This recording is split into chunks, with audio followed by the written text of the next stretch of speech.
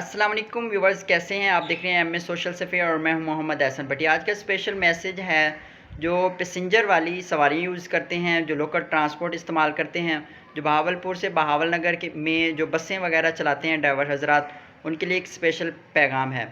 Uncle जी, आप जब भी बस चलाएँ तो कोशिश करें कि अपना मोबाइल फ़ोन जो है ना उसका इस्तेमाल कम से कम करें।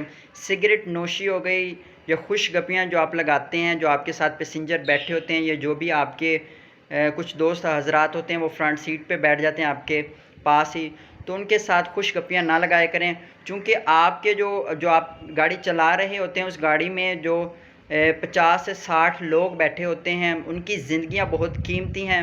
और जो सामने वाली गाड़ी आ रही होती है उसमें जो लोग बैठे होते हैं उनकी ज़िंदगियाँ बहुत कीमती हैं। आपकी छोटी-सी गलती, छोटी-सी लापरवाही बहुत बड़े हादसे का सबब बन सकती है।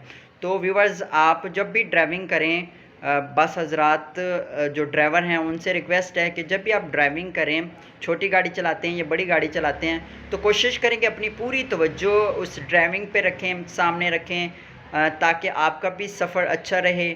आप सब अल्लाह की अमान में रहें। अल्लाह पाक सबको सलामत रखे। आमीन।